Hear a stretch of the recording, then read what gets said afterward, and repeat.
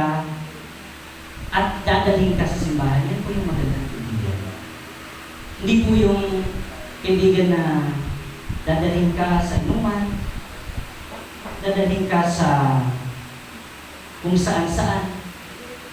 Marami pong dapat na tingnan natin kung ano yung ba yung quality ng mabuting kaibigan.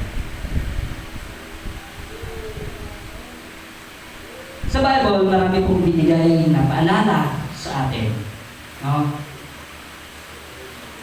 Ito po ay sa Proverbs 18:24. Sabi po sa Proverbs 18:24, some friends are fun to be with, but a true friend can be better than a brother.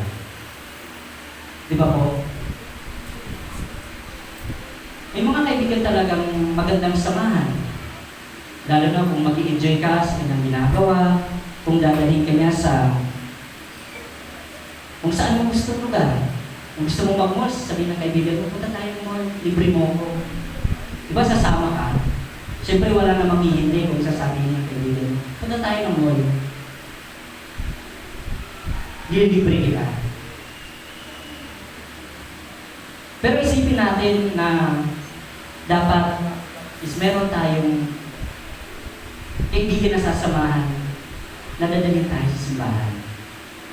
Masaya magkaroon ng kaibigan. Alam niyo po, marami akong naging kaibigan na sa trabaho ko ay iniisip ko na sila na lang yung kaibigan ko.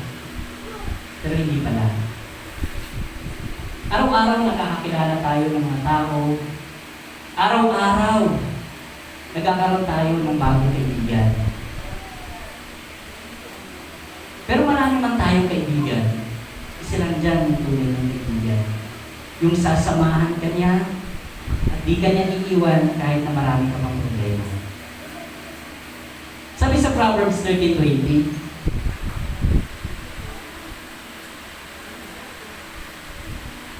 be friends with those who are wise, and you will become wise.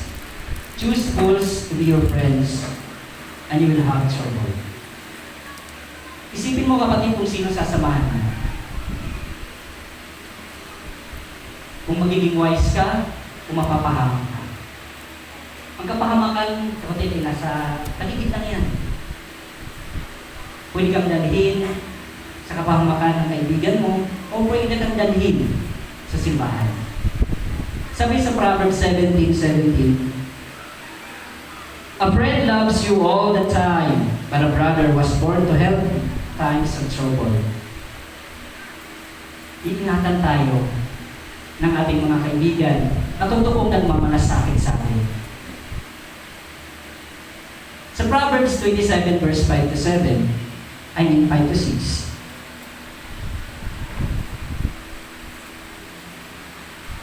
open criticism is better than hidden love. You cannot trust a friend who says things that hurt, but watch out for an enemy who greets you like a friend.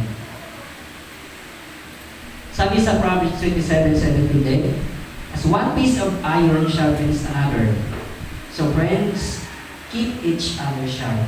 Magpalakasan tayo. Hindi lamang sa kung ano ang gusto mong marinig, kundi sabihin mo sa kanya, kapatid, kaibigan, simba tayo. Punta tayo doon sa church. Punta tayo ng camp. Punta tayo ng retreat. Magpalakasan tayo. Huwag tayong magsiraan. Kasi ang taong nagpapalakasan, ang kaibigan mong pinapalakas mo ang kanyang pananampalataya, one day, makikita mo siya kung anong ginagawa mo, gagawin din niya sa kapwa niya. Yung ginagawa mong maghayag ng salita ng Panginoon, gagawin din niya yun. Kasi naligtas din siya sa pamamagitan mo. Sabi sa Ecclesiastes 4:9-10, two friends or two people are better than one. When two people work together, they get more work done. If one person falls, the other person can reach out to help. But those who are alone, when they fall, they have no one to help them. Mas masaya kung meron kang kaibigan. Meron kang masasandalan. Pero piliin mo kung sino kakaibiganin mo. Piliin mo kung sino sasamahan mo. Hindi yung may pera na siya, pupunta ka doon sa kanyang kaibigan. Mayroon ka ba dyan? Pahiram naman, pag hindi ka pinahiram, ang damot mo. Diba? Pero masayang magkaroon ng kaibigan. Kaibigan na alalay sa'yo, hindi yung hihila sa'yo pababa. Yung aalalayan ka niya, kapatid, hindi ka dito. Dito tayo. Dapat dito tayo mga Kristiyano. Yung tutulungan natin, yung kaibigan natin na daling siya kay Kristo upang nang sa ganon, ang buo niyang pamilya din ay makakilala na may Diyos na nagmamahal sa Kanya at mayroong Diyos na kayang umunawa at patawarin siya.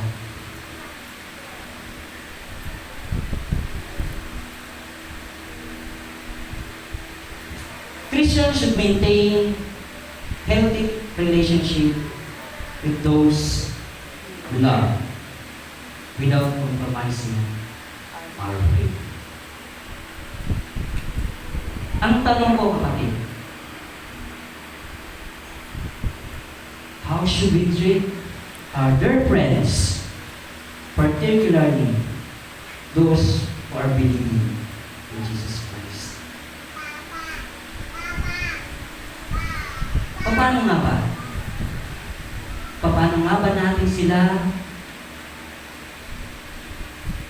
kukunin? Paano nga ba natin sila aakayin? Paano nga ba ang gagawin natin? How should we treat our dear friends?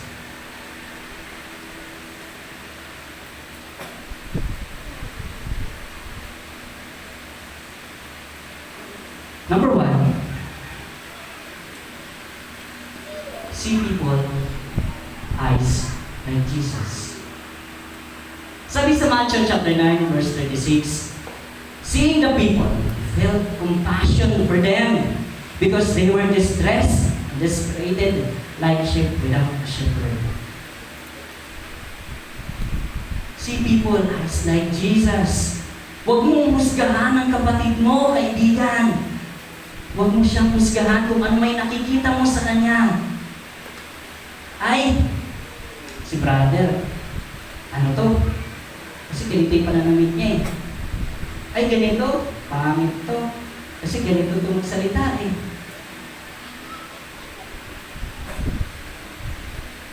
See people eyes like Jesus in their friends.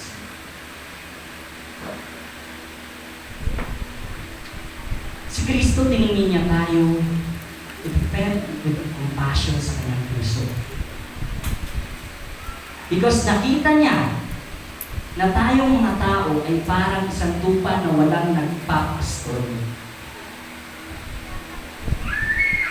Kaya tayo din, tingnan natin yung ating mga kaibigan, mga kapatid,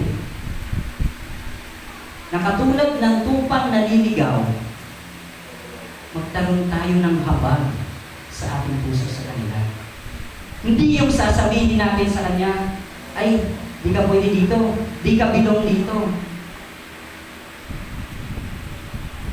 Ay, di ka pwede dito kasi ganito kami dito.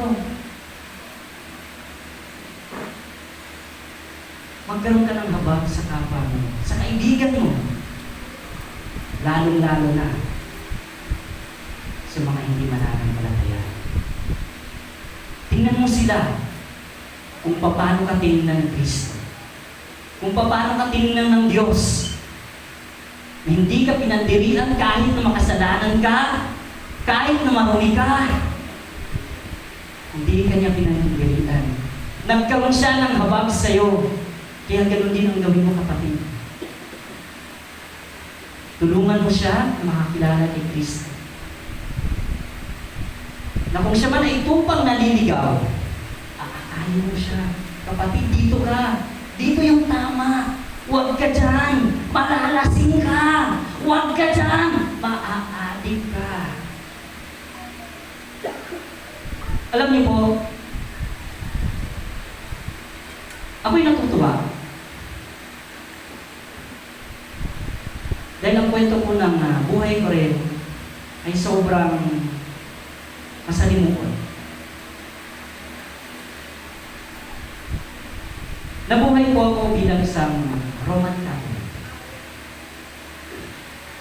Pamilya ko, Romano Katoliko. Bininyagan ako, simbahan Katoliko. Lumaki ako na malayo sa kabihasnan. All the way from Samar, ang yung lingkod ay galing po ako ng Samar. Doon po sa Samar ay marami pong pwede mong puntahan. Ang kabataan ko po ay hindi ko mabilang kung ilang beses akong naglayas, kung ilang beses akong nagnakaw, kung ilang beses akong hindi pumasok sa school. Pero nung pumunta pa ako ng Maynila, year 2013, after the Condoy, marami pong nangyari sa akin. Pinalayas po ako ng tiyahin ko, ng kapatid ni Mama. Pinalayas ako ng tiyahin ko, ng kapatid ni Tatay. Dito po sa Maynila, namuhay po akong mag-isa. Walang kinilala ang kamag-anak. Kasi para sa akin, hindi nila ako kinikilala eh. Ikaw, pamangkin ka, palalayasin ka sa bahay. Tapos darating ka mula sa trabaho mo, yung damit mo nasa labas na, hindi mo makakaso. Galit po ako na galit po ako noon, mga panahon na yun. Pero nung makilala ko po, ang aking misis. Ayan. Ayan. Ayan. Nagpapasalamat ako sa Panginoon. Hindi dahil sa mga pagsubok na binigay niya sa akin. Hindi dahil sa may taong nagtiyaga. Hindi tinignan kung ano yung kamalian ko. Hindi ako hinusgahan kung ano man ang karumihan na mayroon ako. Natutulog po ako dati sa simbahan ng Quiapo. Sa labas ng simbahan ng Quiapo. Kung saan-saan po ako nakikitulog para lang may matulugan sa isang gabi. Kumakain po ako ng tanghalian, wala nang hapunan. Tanghalian na. Nagtrabaho ko sa Baclaran ng Divisoria. Almusal mo. Pero nung makilala ko yung asawa ko ngayon, misis kong si Ara, hindi niya ako hinusgahan. Kung ano man ang naging nakaraan ko. Bagkas ano pong ginawa niya sa akin, patuloy niya akong dinala kay Kristo. Kahit di sinasabi ko sa kanya, ayaw ko doon, boring. Ayaw ko doon. Di ako makakapag-inom. Ayaw ko doon. Sayang isang kahapong Marlboro eh. Pero nang dahil sa kanyang habag sa akin, nang dahil sa kanyang nakita na hindi siya pwedeng sumuko sa akin, araw-araw niyang ginagawa na love, punta tayo sa church. Daan ka sa church, pagkagaling mo sa trabaho, may Bible study.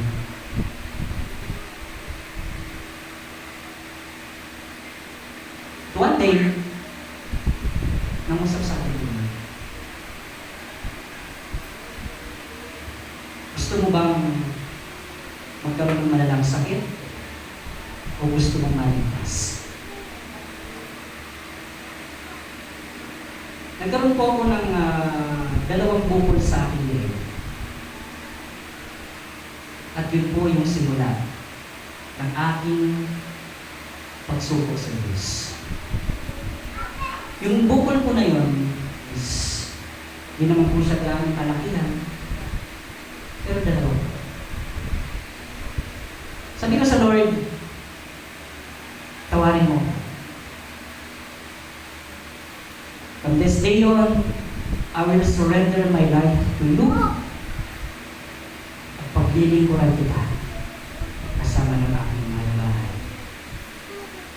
At dahil sa ginawa ng asawa ko, na hindi niya ako sinukuan, naririto na niya sa inyong harapan.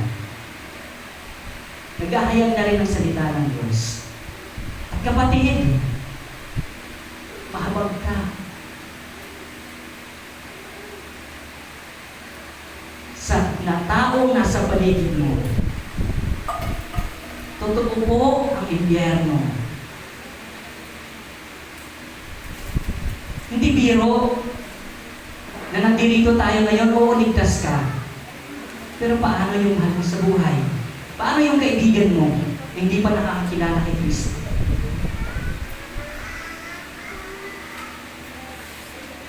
Have compassion to them. Sila ay mga naliligaw na tupa. Nakatulad natin noon, katulad ko, naligaw din ako. Ngunit nahanap ko ang buhay ko kay Kristo. Marami pa po akong gusto may kwento. Pero siguro hindi sapat ang 8 oras. Text nyo lang po ako. Naiiyak na ako eh. Pero mga kapatid, alam nyo, ang saya, ang sarap sa pakiramdam na lumalakad ka, nakasama mo ang Diyos. Diba? Yung kaibigan mo, akay-akay mo, punta tayo ng church. Yung asawa mo dati hindi nakakilala kay Kristo, tika, paano punta tayo sa church, sama natin mga bata? Siyempre, Sunday, family day, pero dalhin mo muna sila sa simbahan bago kayo pumunta ng mall. Kasi ang mall hanggang gabi naman yan eh. Ang simba, 2 hours, 3 hours lang. Matagal na nga 3 hours. Magkaroon tayo ng habag sa ating kapwa. Lalo na sa ating mga mahal sa buhay. Kung sila man ay malayo, pag-pray mo na one day, may misyonaryo pumunta sa tahanan nila at makarinig sila ng salita ng Panginoon.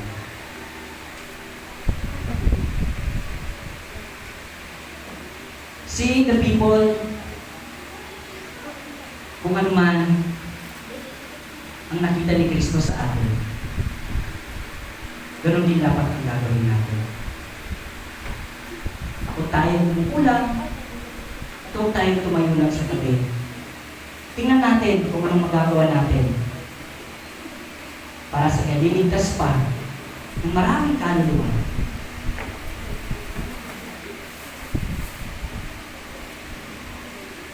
Pangalawa, model a godly lifestyle. Sabi sa 1 Peter chapter 2 verse 11 to 12, keep your behavior excellent among the Gentiles, so that the thing in which they slander you as evildoers, they may, because of your good deeds, as they observe them, glorify God in the day of visitation. Model a godly lifestyle. Paano nga ba sila pakikitunguhan?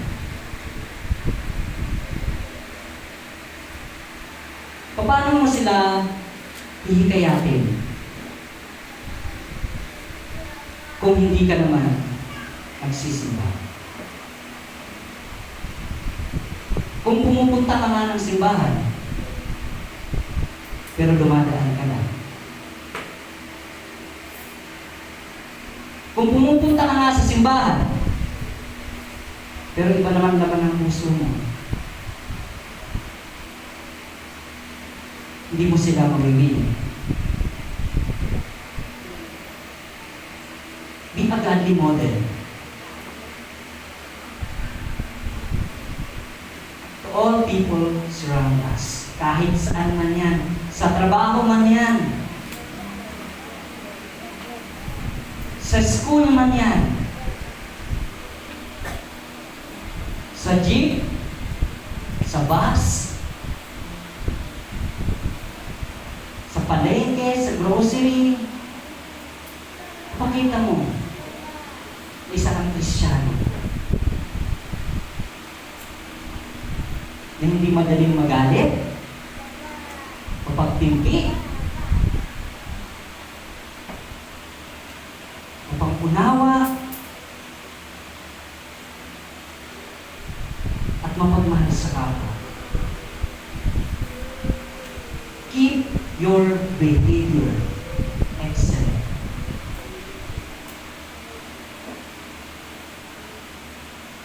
Alam niyo po,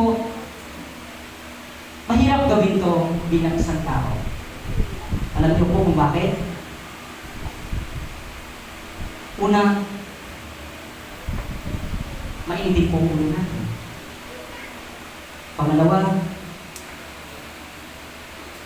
lagi natin alam na tama tayo.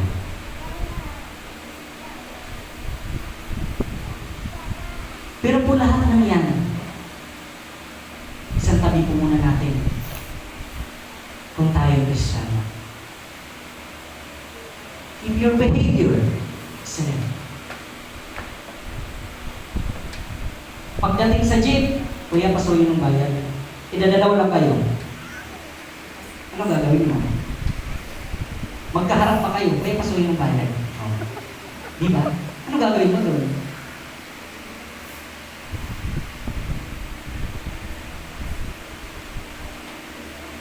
Ang sarap po sa pakiramdam na nililitian ka ng tao. Kaya appreciate ka, sasabihan ka ng, thank you kuya.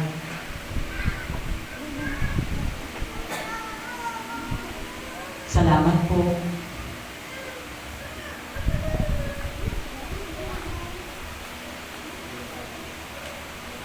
Sa pila ng jeep, wala nang masakit, nakapila ka pa. Nang dumating ng jeep, di ka nakasakay. Yung isa nagmamadali. Papaunahin mo ba?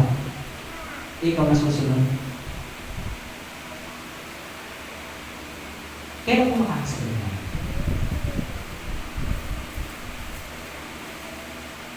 Mahirap mamuhay na may galit sa puso. Lalo na kung galit ka sa kaibigan mo. Ako po nagalit po ako sa mga tsahin ko, sobra. Sobrang galit ko kay mama at kay tatay. Sabi ko sa kanila, mga kapatid mo sila, bakit hindi na sila sinabihan? Bakit hindi naman na sila inaway, dapat inaway na sila? Pero hindi. Pinatawad ko sila, katulad ng pagpapatawad sa aking Kristo.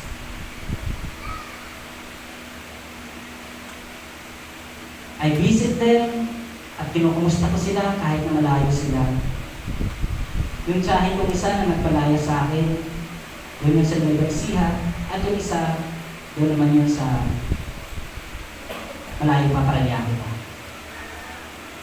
Pero biruin nyo, no? Purihin ang Panginoon. Nakakatayo pa tayo.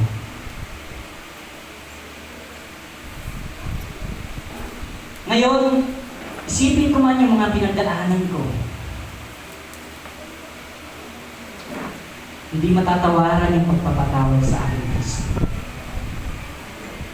Nilinis niya ako, pinatawad niya ako sa aking mga kasalanan. Ginawa niya akong marapat sa kanyang harapan. Tinawag niya akong anak, tinawag niya akong kaibigan, at tinawag niya maglilingkod sa kanya. One day, my dear friends, yung Yung mga kaibigan po natin na sinishare natin, ay makikita natin na nagsishare na rin, na naghahayag na rin ng salita ng Panginoon. Nakakatuwa po yun. Ang sarap po sa pakiramdam nun na yung sinaran mo ay nagsishare na rin ng gospel. At ikaw, namumuhay ka na may takot sa Diyos at patuloy kang namumuhay na may pagmamahal ng kapwa. Isang modelo ang isang Kristiyano.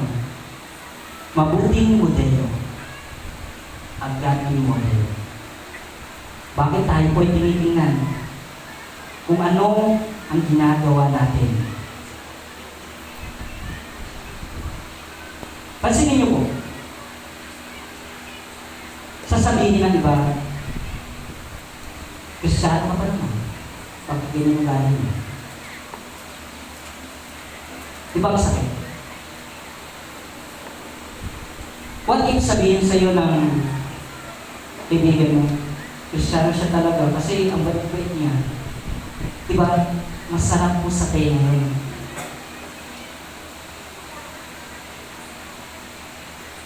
Hindi yung sasabihan ka ng kaibigan mo, Kristiyano ka nga, ganyan naman ang galing mo, hindi ka nabibigay ng ulam ng gusto. Di ba? Hindi.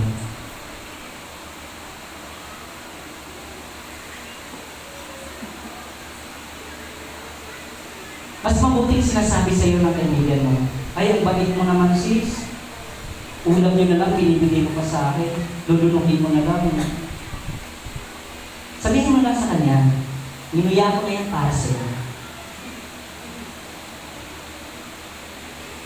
Ba't diba, ang sarap sa pakiramdam na yung kaibigan mo nadadala mo kay Kristo.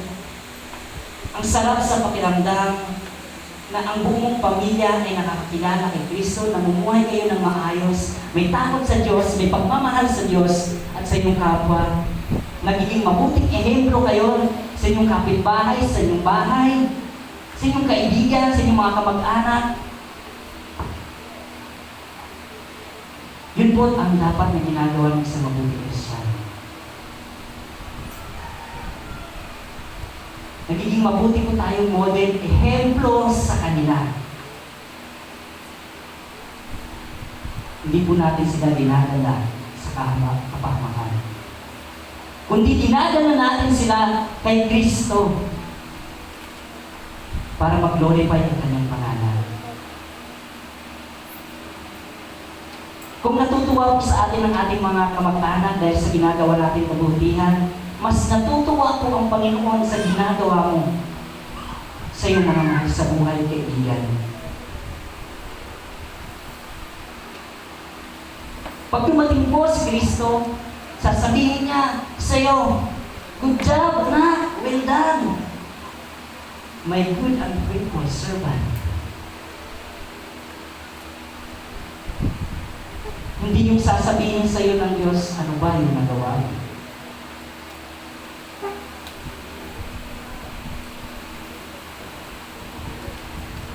Dapat pag nakita natin si Kristo na mukha sa mukha, mata sa mata, ang sasabihin niya sa atin, good job, well done.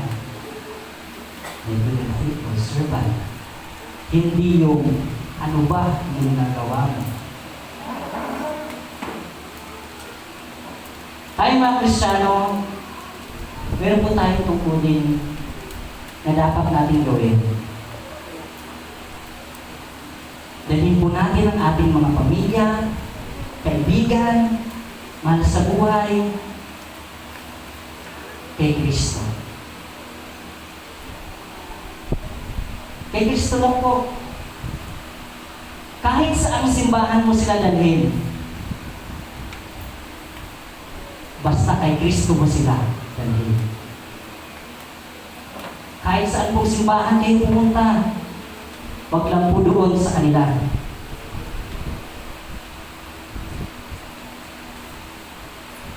Hindi porket sinabing madami kami, tama kami, ay tama sila.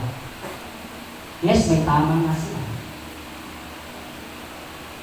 Tayo po kunti lang. Pero yung pinaglilingkuran po natin ay buhay na Diyos. Amen po ba? Amen. Amen. Kasi akala ko rin po noon eh. Akala ko rin po noon, pag mahal na araw, patay si Kristo. Sasabihin ni Mama sa akin, "Oy, huwag kang magtrabaho. Tago mo yung itak. Pag nasugatan ka, 1 buwan yan bago maghilom, patay ang Diyos." Mali po yun. Isang beses lang po namatay si Kristo. 2,000 years ago, binayaran niya yung ating mga kasalanan. Yung mga kasalanan mo, yung mga kasalanan ko, noon, ngayon, at sa hinaharap. Talikuran mo, kapatid. Ang pagsamba sa mga Diyos-Diyosan at ang maling katuruan. Si Kristo ay buhay at hindi na siya kailanman mamamatay.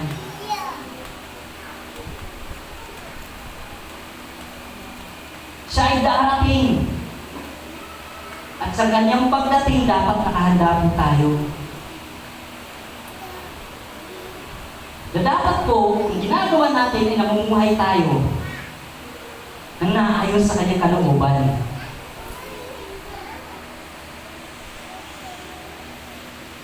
Marami pong dapat natin nga gampanan dito sa bahay ng mundo.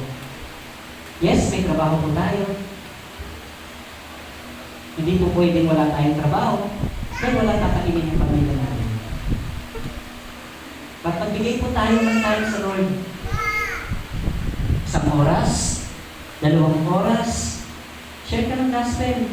Kahit sa kapitbahay mo lang. Malay mo yung kapitbahay mo manginginom, bukas lasing na. Ayun. Diba? Malay mo,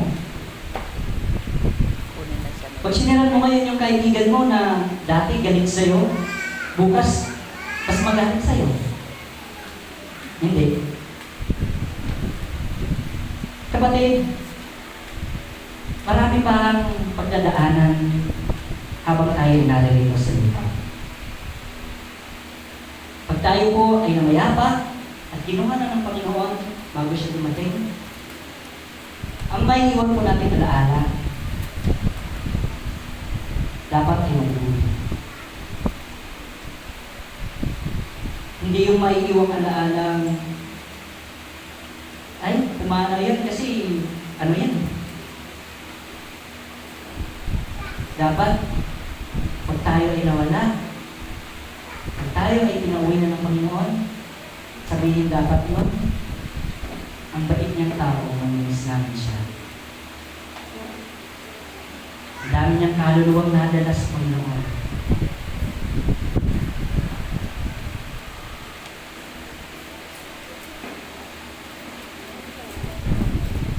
Dapat po maging mabuti tayong ehemplo sa ating mga kaibigan. Hindi lamang po dahil sa gusto ni pastor, sa gusto ng simbahan, kundi dahil yun inaayon sa kalooban ng Diyos.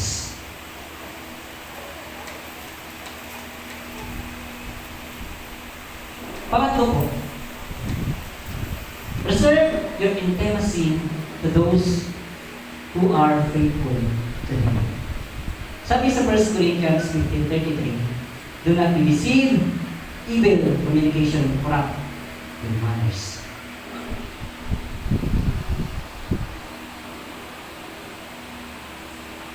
Mahirap. Maraming nahihirapan. Pero dapat alam natin kung sino sasamahan natin. Pero dapat alam natin kung paano tayo mamumuhay at magsasalita.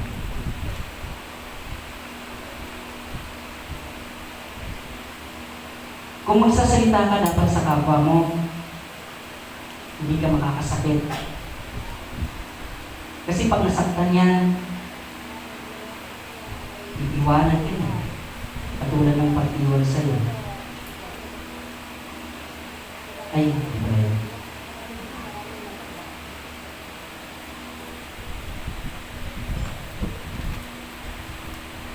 Huwag nating hayaan na manalo ang kaaway.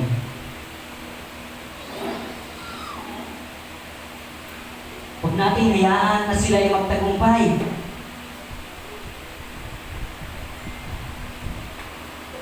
Huwag nating hayaan na tayo ay natatalo. Dapat patuloy tayong lalaban para kay Kristo. Ipaglalaban natin yung kanyang mga salita. At hindi yung kagustuhan mo lang. Dapat nagsasalita tayo na may pag-iingat.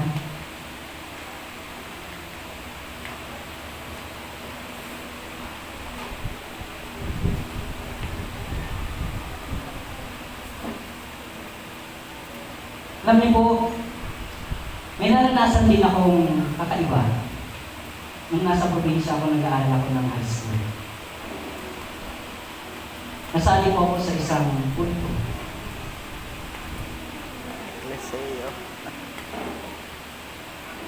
Mahirap yung iinom ka ng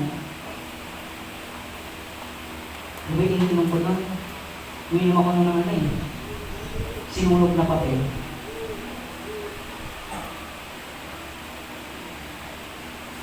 Dahil yun sa mga tao na nakapaligid sa akin. Dahil yun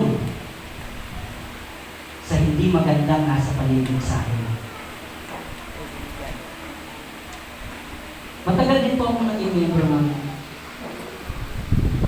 na-stress para kung ang nagdadasal na nakakumot, na antok, tapos magsisindi ng kandila, susunugin ko yung sinusulat ko sa papel, iinumin ko.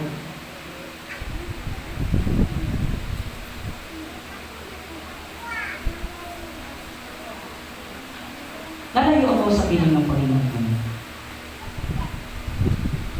Pero gaya ng sinabi ko, may pinadalang anghel ng Diyos. Tinulungan niya ako kung saan ako dapat.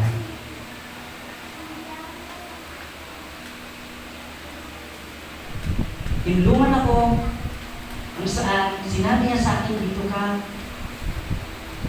sa simbahan nito, sa mga tao nito, dito ka, dahil dito magiging safe ka, at dito matututo ka, at dito kapiling mo ako.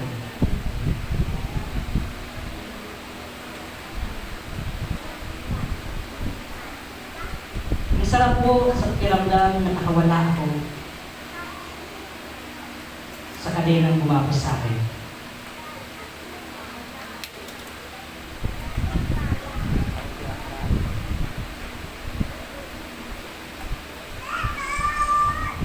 Pero dapat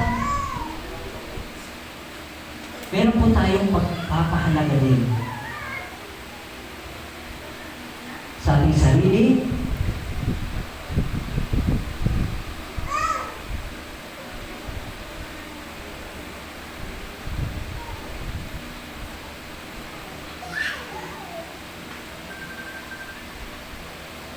at sa mga salita ng Diyos.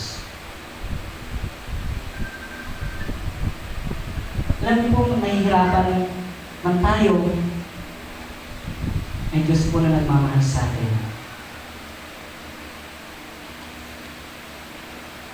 Huwag po natin hayaan ng isang salita natin ay makasakit sa ating kapwa, lalo na po sa ating kaibigan.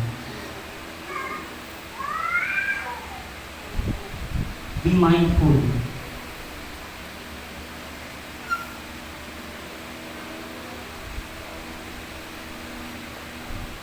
Marami pong gamit ang ating ina. Pero dapat po, pag nagsasalita tayo, kung hindi tayo nakakasakit. Kahit nagkasya naman po tayo, masasaktan pa rin tayo. Huwag natin pairalin yung migas gugol. Huwag natin pairalin yung ngayon lang, okay na yan. Dapat po araw-araw tayo nag-meditate ng salita ng Panginoon.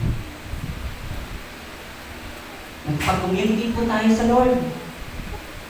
At sasabihin niya sa atin kung ano man ang pinapagawa niya sa atin.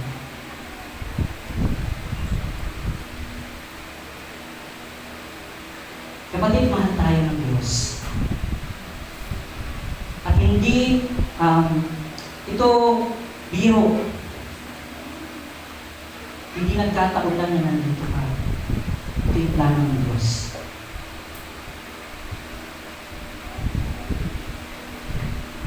Yes, dinala ka ng kaibigan mo. Pero plano ng Diyos sa'yo, ay maglingkod ka sa Kanya. Huwag kang lalayo sa Diyos. Huwag kang bibitaw sa iyong pananampalataya sa Panginoon Jesus.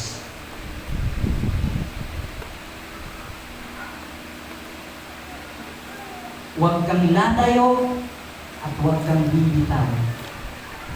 Si Kristo ay kasama mo, makakasama natin hanggang sa inaharap. Makikita natin siya ng mukhaan.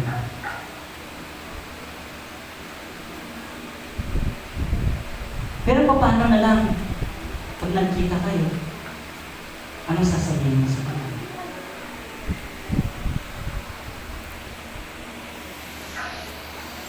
Ako sasabihin ko, sorry Lord.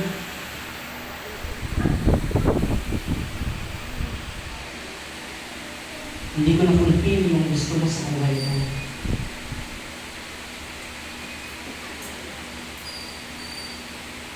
Kasi imbis na maglingkod ako sa iyo, pinupuna ko yung pangangailangan ko.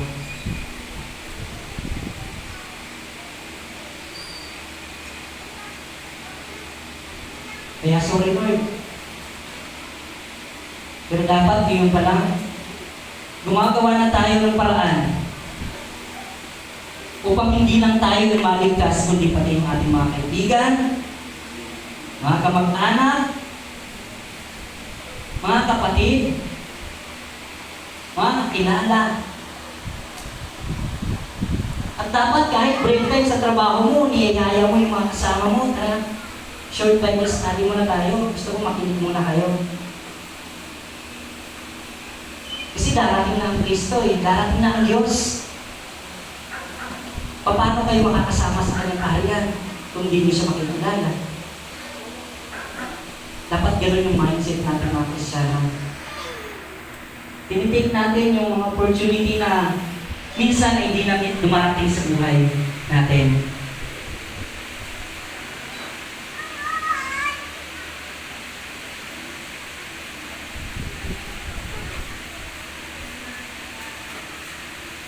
Alam niyo po, may mga pagkakataong nahihirapan din kami. Pero sabi ng Lord, go lang. Hindi niya kami pinagpupulang. Go lang. Susuportahan kita. Kahit malayo, kahit kami saan dalhin at tawagin ng Panginoon, pupunta kami doon. Sa Maynila, sa kung saan man, pumupunta kami para sa purihan ng Panginoon. Hindi para sa amin yun, yung ginagawa namin. Pero kapatid, ngayon may pagkakataon ka.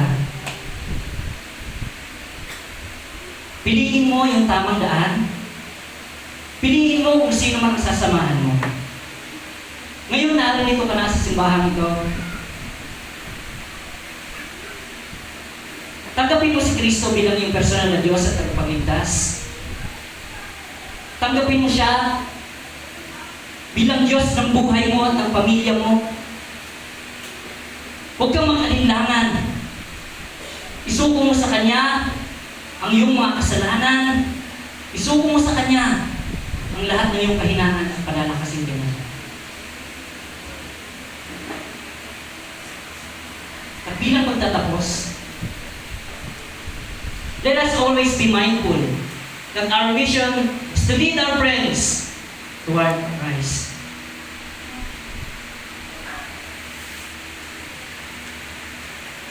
Kailangan gawin natin ito. Dalhin natin yung mga kaibigan natin kay Kristo.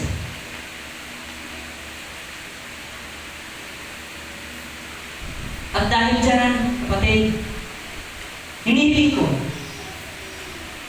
na sa oras na ito, kung di mo man tinatanggap pa si Kristo, itanggapin mo siya sa iyong puso, na maghari siya sa buhay mo, at pananalangin kita. Tanggapin mo siya bilang Diyos mo at tagapagligtas. Huwag kang mahihiya.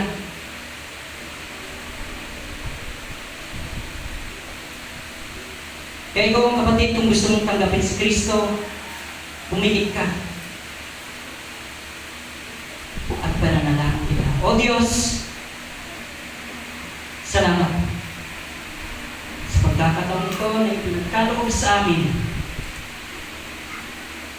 Maghari ka sa buhay ko, bilang ikaw ay aking personal na Diyos, tagapagligtas. Panginoon, salamat sa pagkakataon ito na sa iyo ang buhay ko ay sinusuko ko.